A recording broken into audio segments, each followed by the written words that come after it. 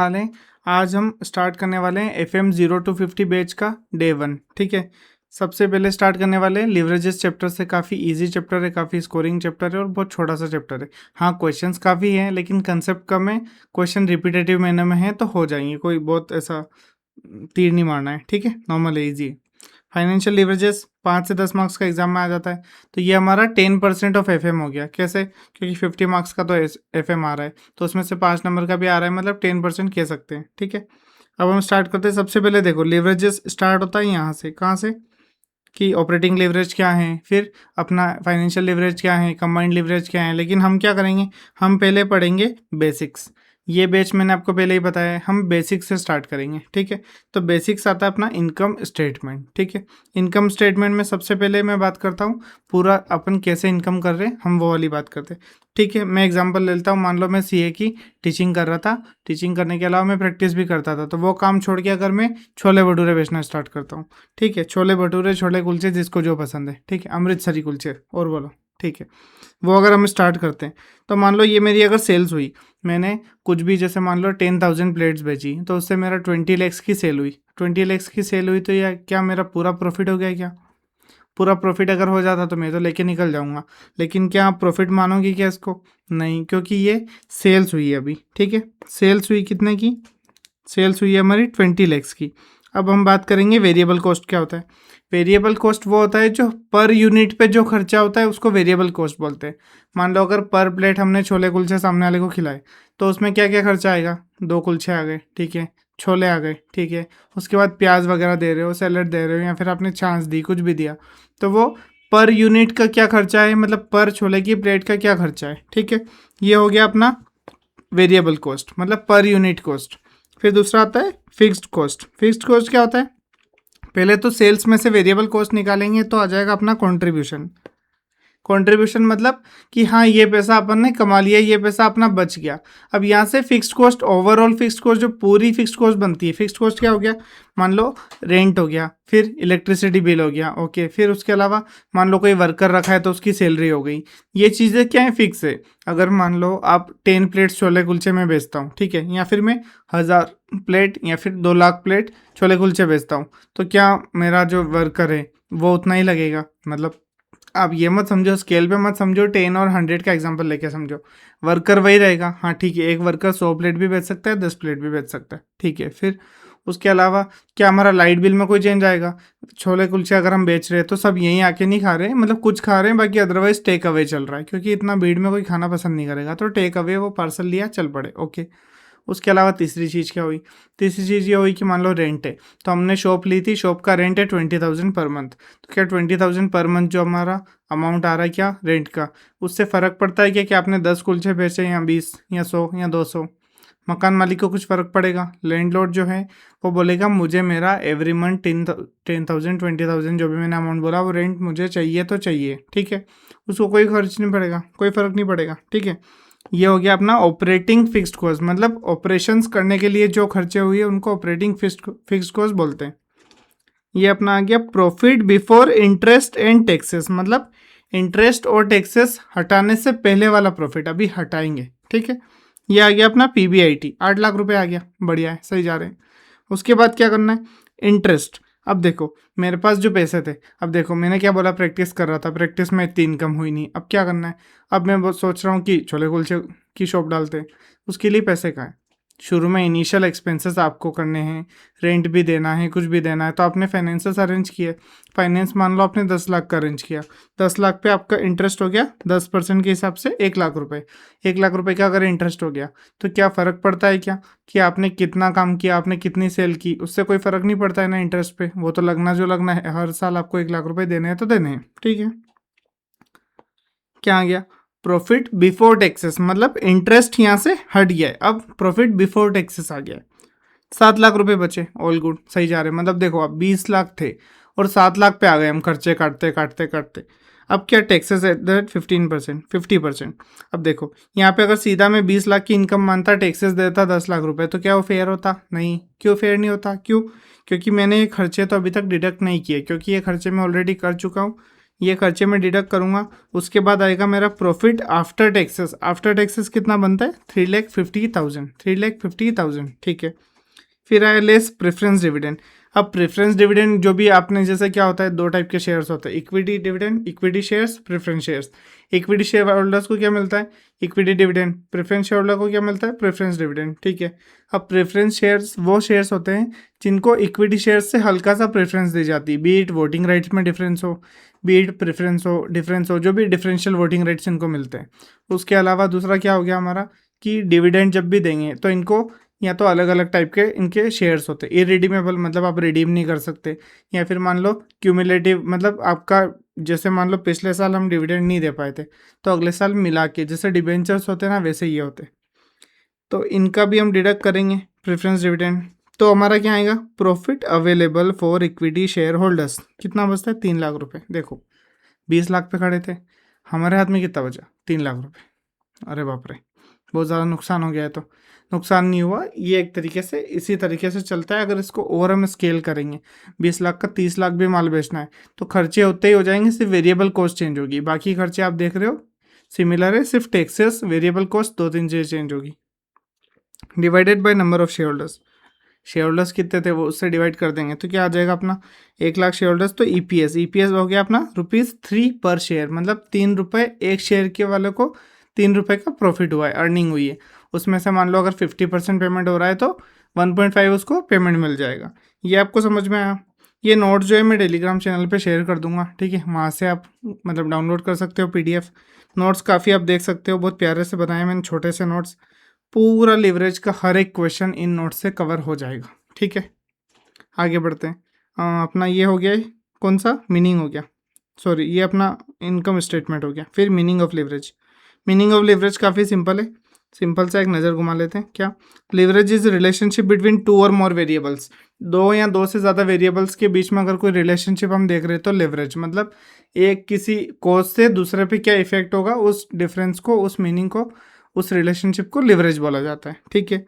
It also means the amount of debt a firm uses to finance its assets and even earn more returns. मतलब क्या जो है ना, ये बताता है कि कितना एक फर्म डेट मतलब बाहरी पैसा, मतलब इक्विटी तो इंटरनल पैसा हो गया, बाहर का पैसा, डेट मतलब बाहर का पैसा फर्म यूज़ करके कितना ज़्यादा और प्रॉफिट अर्न कर सकता है, उसको बोलते हैं क्या?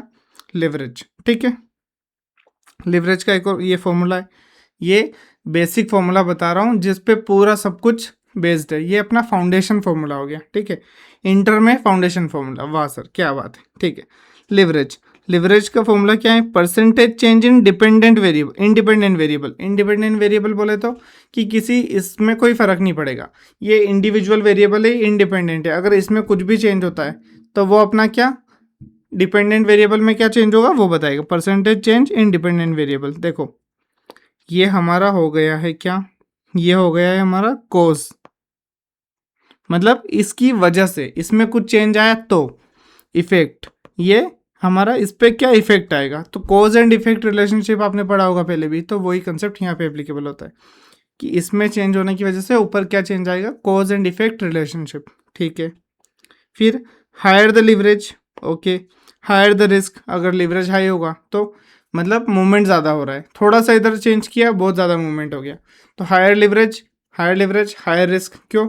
लिवरेज अगर ज़्यादा है तो थोड़ा बहुत भी चेंज किया तो बहुत ज़्यादा चेंज हो जाएगा, मतलब हायर रिस्क तो higher return, higher leverage higher risk higher return, मतलब हर चीज़ हाई होगी, ठीक है। ये हो गया हमारा रिटर्न्स पढ़ लिया तुमने, ठीक है, ये वाली चीज़ समझ ली। अब आते हैं 3 चीज़ों पे जो हम पढ़ने वाले हैं। पहली बात आ गई बिजनेस रिस्क। बिजनेस रिस्क में क्या? How much EBIT can be earn surely due to fixed operating cost, मतलब फिक्स्ड ऑपरेटिंग कॉस्ट जो अपने केस में कितनी थी शायद देख लेते एक बार। फिक्स्ड ऑपरेटिंग कॉस्ट ये देखो 2 लाख रुपए, तो 2 लाख रुपए के चेंज करने से मान लो 2 लाख रुपए को ये फिक्स रखने के बाद कितना EBIT चेंज हो सकता है। मतलब जैसे मान लो हम एक शॉप लेके 2 लाख रुपए तक का मतलब हमारा रेंटल कॉस्ट और जो भी मतलब सैलरी कॉस्ट जो भी आ रहा था, और हम 200 प्लेट तक छोले कुलचे बेच पा रहे थे।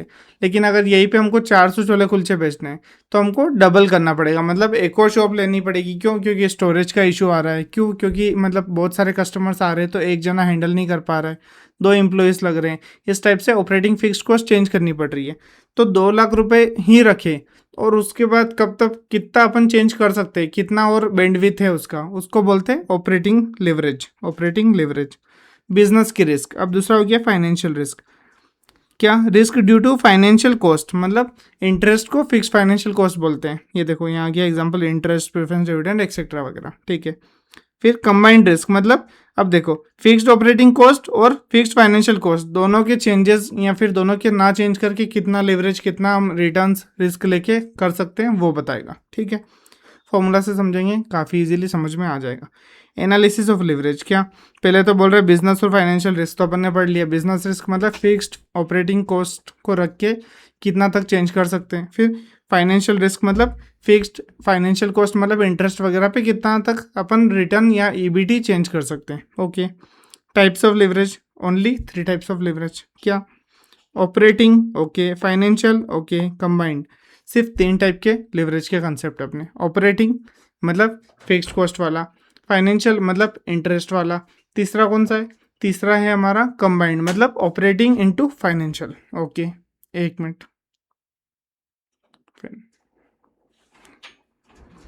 ठीक है, फिर अपना आता है ऑपरेटिंग लिवरेज।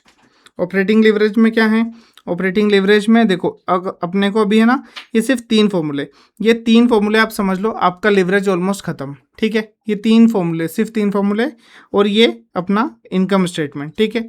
ये 2 चीज़ें आप अगर समझ लोगे तो आपका आराम से पूरा कंसेप्ट कवर हो जाएगा। ये फॉर्मूले अपन थोड़ा सा टाइम लेंगे, आराम से समझते हैं। ये 4 है, ठीक है। अब वो तो छोटे मोटे बढ़ते जाएंगे, पर 3 पे बेस्ड है अपना पूरा चैप्टर। ऑपरेटिंग लिवरेज ये फिक्स्ड ऑपरेटिंग कॉस्ट से होगा। ऑपरेटिंग लिवरेज मतलब ऑपरेटिंग कॉस्ट, फाइनेंशियल लिवरेज मतलब फाइनेंशियल कॉस्ट, ठीक है। उससे भी अपन याद कर सकते हैं। कंट्रीब्यूशन अपॉन ईबीआईटी, मतलब ईबीआईटी कितना, कंट्रीब्यूशन कितना टाइम से ईबीआईटी का, मतलब यहाँ पे इस एग्जांपल में हम लेंगे तो क्या होगा, अपना कंट्रीब्यूशन हो गया 10 लाख और ईबीआईटी हो गया अपना 8 लाख, तो यहाँ क्या आ जाएगा 10 lakhs, okay, divided by 8 lakhs, मतलब ईबीआईटी का कितना टाइम से कंट्रीब्यूशन। डिफरेंशियल फैक्टर क्या है इसमें? फिक्स्ड ऑपरेटिंग कॉस्ट है। 10 लाख डिवाइडेड बाय 8 लाख कितना आएगा? 1.25 आना चाहिए, फिर भी आई एम कैलकुलेटिंग 1.25 टाइम्स, ठीक है। चलो 1.25 टाइम्स ये आ गया। फॉर्मूला आपको समझ में आया, कंट्रीब्यूशन अपॉन ईबीआईटी। अब देखो इसी फॉर्मूले को एक्सप्लेन ज़्यादा बेटर तरीके से नीचे होगा। ये मैंने क्या समझाया था आपको, ये हमारा है कॉज, ओके, ये हमारा क्या है इफेक्ट, ठीक है। मतलब इंडिपेंडेंट वेरिएबल सेल्स या कंट्रीब्यूशन में मैं कितना चेंज करूं कि मेरा ईबीआईटी में कितना परसेंटेज चेंज आएगा। लेट से अगर मैं इसमें 5% चेंज करता हूं तो मेरा सामने वाले अपना ईबीआईटी में कितना चेंज आएगा, ठीक है। जैसे इसमें अगर मैं 5 टाइम्स चेंज करता हूँ, 5% चेंज करता हूँ, तो हमारा इसमें रिलेशनशिप क्या है 1.25 टाइम्स। तो 5% इंटू 1.25 टाइम्स मेरा इसमें चेंज आएगा 6.25%। तो अगर मान लो मैं कोई चीज़ 100 रुपीज़ में बेचता हूँ, तो मैंने 100 रुपीज़ में बेचा, तो मैंने क्या उसको अगर 105 किया, तो यहाँ पे 105 की जगह 6.25%, मतलब थोड़ा सा ज़्यादा क्यों? क्योंकि ये 1.25 टाइम्स है। अगर ये 1 टाइम्स होता तो एग्जैक्ट उतना ही इफेक्ट होता। अगर ये 0.9 टाइम्स होता मतलब ये थोड़ा सा कम इफेक्ट होता। आया समझ में? Higher leverage, higher risk, higher return, MCQ के लिए काफ़ी इंपॉर्टेंट है ये कंसेप्ट, बिल्कुल ध्यान रखना, ठीक है। ये अपना हो गया। अब देखो आपको समझ में आया, परसेंटेज चेंज इन सेल्स या कंट्रीब्यूशन, मतलब या तो आप सेल या कंट्रीब्यूशन में थोड़ा भी चेंज करते हो तो उससे ईबीआईटी में कितना ज़्यादा चेंज होएगा वो अपने को देखना है, ठीक है। ये आ गया समझ में? चलो ये आ गया, बहुत बढ़िया। Percentage change in EBIT, percentage change in sales and contribution. Percentage change हो गया तो इसलिए वो कंट्रीब्यूशन पहले ऊपर था अब नीचे आ गया, ईबीआईटी पहले नीचे था ऊपर चला गया, ओके। अब फाइनेंशियल लिवरेज, फाइनेंशियल लिवरेज मतलब ईबीआईटी अपॉन ईबीटी, ठीक है। अपने केस में ईबीआईटी कितना था? अपने केस में ईबीआईटी था, देख लीजिए, ये ईबीआईटी अपना 8 लाख, ठीक है। और पीबीटी ईबीटी कितना था? 7 लाख। तो अपन यहाँ लिख देंगे 8 लाख डिवाइडेड बाय 7 लैक्स, तो इसका कितना आएगा 8/7, 1.14 टाइम्स। ये हमारा हो गया 1.14 टाइम्स, ठीक है। अब देखो इसमें क्या, अगेन सेम अपना बेसिक कंसेप्ट वही रहेगा। कॉज मतलब इधर इंडिपेंडेंट वेरिएबल ईबीटी में कितना चेंज करेंगे तब जाके ईबीआईटी में कितना चेंज करेंगे तब जाके ईबीडी में कितना चेंज आएगा। कॉज एंड इफेक्ट रिलेशनशिप, मतलब इसमें चेंज करने की वजह से इसमें कितना चेंज आएगा उसको बोलते हैं कॉज एंड इफेक्ट रिलेशनशिप। ठीक है, ये अपना आ गया 1.14 टाइम्स आ गया है, बढ़िया जा रहे हैं। अब देखो कंबाइंड लिवरेज ज़्यादा दिमाग लगाना नहीं, कंट्रीब्यूशन ऊपर लिख दिया और ईबीआईटी से ईबीटी तक का सफर है, मतलब कंट्रीब्यूशन अपॉन ईबीटी। और परसेंटेज चेंज में क्या लिखेंगे, परसेंटेज चेंज इन ईबीटी ऊपर आ जाएगा और नीचे क्या आ जाएगा, परसेंटेज चेंज इन सेल्स या कंट्रीब्यूशन। देखो इसका एक और तरीके से फॉर्मूला हम डिराइव कर सकते हैं। देखो मैं एक मिनट समझा देता हूँ आपको। ये हो गया हमारा कंबाइंड लिवरेज। इसका मतलब क्या होता है, ऑपरेटिंग फिक्स्ड कॉस्ट और फिक्स्ड फाइनेंशियल कॉस्ट दोनों को कवर कर रहा है। तो OL इंटू FL ये इसका फॉर्मूला है। देखो अब अपना OL का फॉर्मूला क्या था, कॉन्ट्री, एक मिनट, OL का फॉर्मूला पहले मैं समझाता हूँ, परसेंटेज चेंज वाला वो ज़्यादा बेटर रहेगा। ठीक है, परसेंटेज चेंज इन अपना हो गया ईबीआईटी, एक minute, percentage change in EBIT, okay. फिर यहाँ पे आ गया परसेंटेज चेंज इन सेल्स या कॉन्ट्री ले लो। ठीक है, अब देखो मल्टीप्लाई किससे किया, FL का फॉर्मूला। FL का फॉर्मूला क्या है, परसेंटेज चेंज इन, FL का फॉर्मूला क्या है, परसेंटेज चेंज इन ईबीटी। ठीक है, percentage change in EBT upon में क्या है, percentage change in sales, sales नहीं अपना ईबीआईटी आएगा, ईबीआईटी। अब देखो ये यहाँ पे ये वाला अपना परसेंटेज चेंज इन ईबीटी और इधर ईबीआईटी ये दोनों आ रहा है, तो ये दोनों हमारे क्या हो जाएंगे, कैंसल आउट हो जाएंगे। ये इससे डिडक्ट हुआ, ये इससे डिडक्ट हुआ, तो फाइनल फॉर्मूला क्या बन के आ गया, फाइनल फॉर्मूला हमारा बन के आ गया है percentage change in EBT, okay, divided by percentage change इन क्या आ जाएगा बेटा, सेल्स या कॉन्ट्री। ये हो गया सॉर्ट अपना, ये एक फॉर्मूला हमने डिराइव कर लिया। सेम ऐसे ही दूसरा फॉर्मूला कैसे डिराइव करेंगे, CL is equals to OL into FL। अब OL का फॉर्मूला क्या है, यहाँ से देख लो, OL का फॉर्मूला है कॉन्ट्रीब्यूशन अपॉन EBIT, तो OL का फॉर्मूला है कॉन्ट्री अपॉन EBIT। ठीक है, फिर इसका फॉर्मूला क्या है, EBIT ओके अपॉन EBT। ठीक है, तो अब ये हुआ अपना, फिर डिडक्ट पिछली बार की तरह इसको काटा, इसको काटा, क्योंकि न्यूमरेटर डिनोमिनेटर में सेम चीज़ होता है, हम उसको कैंसल ऑफ कर सकते हैं। ठीक है, आप फाउंडेशन पढ़ के आए, मैथ्स आपको मेरे से ज़्यादा ही आता होगा। ठीक है, डिवाइडेड बाय कॉन्ट्री, ये अपना क्या बचा, कॉन्ट्री अपॉन EBT। ठीक है, ये हो गया हमारा सेकेंड फॉर्मूला डिराइव हो गया। तो जो अपना कंबाइंड लिवरेज है बिना दिमाग लगाए सिंपल OL इंटू FL, बात खत्म, सिर्फ दो फॉर्मूले याद करने की जरूरत है, बढ़िया। फिर आ गया ये फॉर्मूला अपने को बहुत ज़्यादा काम आता है, profit volume ratio. Profit volume ratio मतलब कि आपने वेरिएबल कॉस्ट कितना ज़्यादा कितना कम लग रहा है। जैसे मान लो अगर आपने 100 रुपये की कोई चीज़ बेची है, तो उसमें से अगर आपने 30 रुपये उसमें लगाए वेरिएबल कॉस्ट, मतलब मान लो हमारे छोले कुलचे 100 रुपये की प्लेट थी, तो उसमें छोला मिला लो, कुलचा मिला लो, अपने सैलड मिला लो, उसके अलावा अपना छाछ या कुछ लस्सी कुछ मिला लो, ये सब अपन को अगर 30 रुपये की पड़ती है, 40 रुपये की पड़ती है, तो 40 निकाल के अपना कॉन्ट्रीब्यूशन कितना आता है, 60 रुपये। 60 रुपये कॉन्ट्रीब्यूशन है, मतलब प्रॉफिट वॉल्यूम रेशियो, मतलब वॉल्यूम मतलब सेल्स, प्रॉफिट मतलब अपना कितना इनकम है, तो सेल्स के अकाउंट, सेल्स के खिलाफ अपनी, सेल्स के अगेंस्ट अपनी कितनी इनकम है, प्रॉफिट वॉल्यूम रेशियो। ये अपना आ जाएगा contribution upon sales into 100, contribution upon sales into 100। ठीक है, रटने की कोई ज़रूरत नहीं है, आप कोई भी फॉर्मूला मुझे कमेंट में मेंशन कर सकते हो कि ये वाला फॉर्मूला सर समझ नहीं आया, फिर से वीडियो बना सकते हो क्या इसका, या फिर आप, मैं नंबर भी मेंशन कर देता हूँ एक बार। ठीक है, नंबर वीडियो के लास्ट में आप देख लेना, तभी मेंशन करूँगा, नोट्स ख़राब नहीं करने। ठीक है, तो तब आप एक बार वहाँ से आप मेरे को व्हाट्सएप वगैरह कर सकते हो कि सर ये डाउट है, ये वाला आप क्लियर कर दीजिए।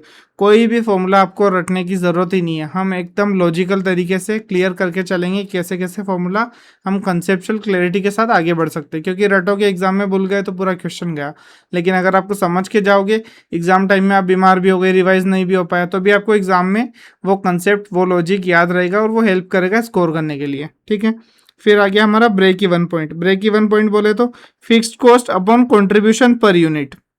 मतलब देखो यहाँ पे जैसे फिक्स्ड कॉस्ट आ रहा है हमारा, देखो यहाँ पे समझाता हूँ मैं टेबल में, फिक्स्ड कॉस्ट अपना कितना आ रहा है 2 लाख रुपीज़, अगर यहीं पे कंट्रीब्यूशन 2 लाख होता तो 2 लाख हमारा फिक्स्ड कॉस्ट रिकवरी हो जाता, मतलब ब्रेक इवन पॉइंट, मतलब ना प्रॉफिट ना लॉस, ठीक है, ना प्रॉफिट ना लॉस।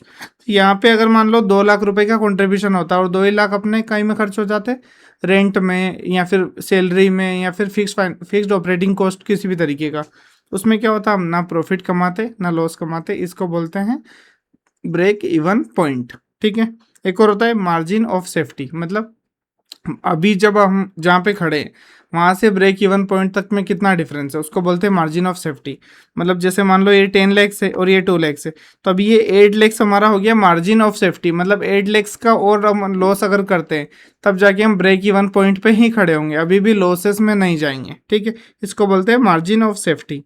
अब एक बार और देखो, ये वीडियो में आप लेक्चर में बने रहिए, मैं लास्ट में आपको जो इनकम स्टेटमेंट है ना उसके थ्रू पूरे फॉर्मूलेस रिकनेक्ट करा दूंगा, ठीक है। अभी पहले ये लास्ट के कुछ चीज़ें बची, ये एक बार हम रिवाइज कर लेते हैं, डिस्कस कर लेते हैं, ठीक है। लिवरेज, इधर लिवरेज रख दिया, इधर ब्रेक इवन पॉइंट रख दिया। अब अगर हाई लिवरेज हुआ तो हायर बीईपी रहेगा, कारण क्या है, अगर लिवरेज हाई हुआ तो हाई बीईपी क्यों रहेगा, क्योंकि डिफरेंस ज़्यादा है, तो अगर थोड़ा बहुत भी लिवरेज में चेंज किया तो बीईपी में ज़्यादा चेंज आएगा। लो लिवरेज लोअर बीईपी, ये मैंने टेबल इसलिए बनाई है ताकि आपको हेल्प करे एग्जाम में, अगर एमसीक्यू वगैरह क्रैक करने हो तो उसमें हेल्प करेगा। बेसिक कंसेप्ट मैंने आपको ऊपर पढ़ा दिए। फिर फिक्स्ड कॉस्ट और ऑपरेटिंग लिवरेज का रिलेशनशिप बता रहे, फिक्स्ड कॉस्ट अगर ज़्यादा हुई तो ओएल ज़्यादा होगा, क्यों, क्योंकि डिफरेंस ज़्यादा आ रहा है। जैसे यहाँ पे एक एग्जाम्पल लेते हैं, ठीक है, यहाँ पे हम एग्जाम्पल लेते हैं 10 लाख हमारा कॉन्ट्री है और उसके अलावा हमारा एफसी है 2 लैक्स और हमारा आ गया ईबीआईटी, ईबीआईटी हमारा आ गया कितना 8 लैक्स। ये हो गया एक एग्जांपल, ए फर्म हो गई। बी फर्म में क्या करना है, 10 लैक्स कॉन्ट्री है और मान लो 3 लैक्स जो है, एक मिनट, 3 लैक्स हमारा क्या है फिक्स्ड कॉस्ट और 7 लैक्स हमारा क्या है ईबीआईटी। अब देखो ओएल कैलकुलेट करो, OL is equals to contri upon EBIT, ठीक है, ये फॉर्मूला है अपना, क्लियर है। तो यहाँ पे कितना आ जाएगा, यहाँ पे आ जाएगा अपना 10 डिवाइडेड बाई 8 1.25, लेकिन यहाँ पे कितना आएगा 10 डिवाइडेड बाई 7 1.43, 1.43। देखो तो बी फॉर्म में ज़्यादा है तो हायर फिक्स्ड कॉस्ट, मेरी फिक्स्ड कॉस्ट कितनी है 2 लाख से 3 लाख हो गई, ओके। तो इस वजह से मेरा जो अपना डिग्री ऑफ ऑपरेटिंग लिवरेज है वो 1.25 से 1.43 हो गया। आगे है टेबल भी समझ में, ठीक है, आगे बढ़ते हैं। अब मार्जिन ऑफ सेफ्टी क्या होता है, मार्जिन ऑफ सेफ्टी मतलब जो एक्चुअल सेल से माइनस बीईपी सेल निकाल दो तो उसको बोलते हैं मार्जिन ऑफ सेफ्टी। देखो यहाँ पे आते हैं sales minus BEP sales upon sales, मतलब क्योंकि सेल्स में ही रेशियो निकाल रहे हैं, इंटू 100, क्यों, क्योंकि रेशियो कैलकुलेट कर रहे हैं, परसेंटेज फॉर्म में आता है, ठीक है। फिर दूसरा आ गया margin of safety, contribution minus fixed cost, मतलब मैंने भी क्या बताया था, कंट्रीब्यूशन में से फिक्स्ड कॉस्ट निकाल दो, जितना बचा वो मार्जिन ऑफ सेफ्टी होगा। अभी के हमारे केस में कंट्रीब्यूशन कितना था 10 लैक्स और फिक्स्ड कॉस्ट कितनी थी 2 लैक्स, तो मार्जिन ऑफ सेफ्टी कितनी आ गई 7 लैक्स।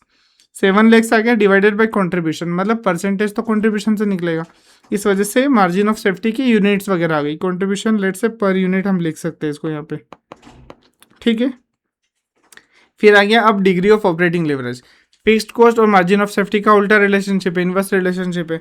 तो डीओएल जो है यहाँ पे फॉर्मूला अगर हम देखते हैं तो DOL is equals to 1 upon MOS, मतलब इनवर्स रिलेशनशिप है, एमओएस बढ़ेगा तो डीओएल घटेगा, डीओएल बढ़ेगा तो एमओएस घटेगा, ठीक है।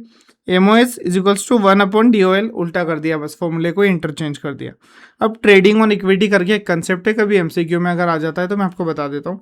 Trading on equity is equals to fixed cost fund is more than equity capital, मतलब आपने खुद के 10 लाख रुपए लगाए, मार्केट से 15 लाख रुपए उठा लिए, टोटल आपकी कैपिटल एम्प्लॉयड कितनी हुई 25 लाख रुपए, लेकिन आपकी डेट जो है वो इक्विटी से ज़्यादा है, यस सर उससे ज़्यादा है, तो आप ट्रेडिंग ऑन इक्विटी, मतलब आप इक्विटी पर ही एक तरीके से ज़्यादा लोन लेके ट्रेड कर रहे हो, तो ट्रेडिंग ऑन इक्विटी बोला जाता है। जनरली इसको बोलने का तरीका आपको फील हो रहा होगा, ट्रेडिंग ऑन डेट बोलना चाहिए, पर ट्रेडिंग ऑन इक्विटी बोला जाता है कि इक्विटी कम लगाया और आप डेट ले लेके और ज़्यादा पैसा कमा रहे हो। फिक्स्ड कॉस्ट फंड जो डेट है it is higher than equity capital, इस वजह से इसको ट्रेडिंग ऑन इक्विटी बोला जाता है। अब लास्ट में ये हमारा ओवरऑल कंसेप्ट का एकदम डिटेल्ड रिवीजन हुआ है, टाइम ले लेके मैंने एक एक एग्जांपल के साथ समझाया है। उसके अलावा मैं लास्ट में आपका एक बार और रिकनेक्ट करा रहा हूँ, सिर्फ कौन से फॉर्मूलेज, ठीक है। देखो इन दोनों का जो डिफरेंस है कंट्रीब्यूशन और अपना PBIT, operating fixed cost. Operating fixed cost इसको बोलते हैं ऑपरेटिंग लेवरेज, ऑपरेटिंग लेवरेज। और इन दोनों का जो डिफरेंस है, इन दोनों का जो डिफरेंस है, ठीक है, ये है हमारा इंटरेस्ट। इंटरेस्ट इसको बोलते हैं फाइनेंशियल लेवरेज, फाइनेंशियल लेवरेज। ये डिफरेंस की वजह से ही फाइनेंशियल लेवरेज आता है। और अगर हम इन दोनों को मिला ले, इन दोनों को अगर हम मिला ले तो ये हमारा आ गया क्या, कंबाइंड लिवरेज, कंबाइंड लिवरेज। ठीक है, ये तीनों चीज़ें मैंने आपको समझाई है, क्या घटिया डायग्राम बना है, बट फिर भी समझा दी ना। कंसेप्ट क्लैरिटी की बात हुई थी ना वीडियो में, ठीक है, कंसेप्ट क्लैरिटी हो गई। ड्राइंग क्लासेस में नहीं आए अपन, है ना, राइटिंग पे कोई नहीं जाएगा, ठीक है। चलो, ये हमारा हो गया पूरा लिवरेज का कंसेप्ट रिविजन हो गया है। अब उसके अलावा मैं क्या करने वाला हूँ, एक दिन अल्टरनेट डे पे वीडियो आने वाला है हमारा। तो अब नेक्स्ट डे, आज लेट से 2 जून है ना, आज हमारे लिवरेज के कंसेप्ट कवर हो गए। 4 जून को क्या आएगा, 4 जून को हमारा आएगा आईसीआई के स्ट्रेटेजिक मैनेजमेंट के इलस्ट्रेशंस, सॉरी स्ट्रेटेजिक मैनेजमेंट बोल रहा हूँ, स्टडी मटेरियल, एसएम याद रह जाता है, एसएम के इलस्ट्रेशंस आएंगे। फिर 6 जून को क्या आएगा हमारा, 6 जून को हमारा आएगा आईसीआई के, एसएम के, टीवाई के। फिर 8 जून को क्या आएगा, 8 जून को हमारा आएगा, क्या आएगा बताओ बताओ जल्दी बताओ, चलो। आईसीआई, एसएम, टीवाई क्या हो गया। उसके अलावा हमारा आएगा आईसीआई के पास्ट ईयर आरटीपी, एमटीपी और PYQ questions regarding to leverage. मतलब सिर्फ लिवरेज क्वेश्चन, लिवरेज चैप्टर के जितने भी क्वेश्चन आए हैं आरटीपी, एमटीपी, पीवाईक्यू, वो सारे हम डिस्कस करने वाले हैं, ठीक है। सो आप लाइक कर दीजिए, शेयर कर दीजिए अपने दोस्तों के साथ और सब्सक्राइब कर दीजिए एजे वर्चुअल्स को। और फ्यूचर में हम और भी रिवीजन वीडियोस के साथ मिलने वाले हैं। आपको कुछ भी डाउट आए आप कमेंट में मेंशन कर सकते हैं। एंड इस बैच को बिल्कुल फॉलो कीजिए अच्छे से, ये आपको आराम से 50 मार्क्स 40 मार्क्स मिनिमम आपको एफएम में दिला के जाएगा, ठीक है। Bye bye, thank you so much, मिलते हैं नेक्स्ट लेक्चर में। ओके।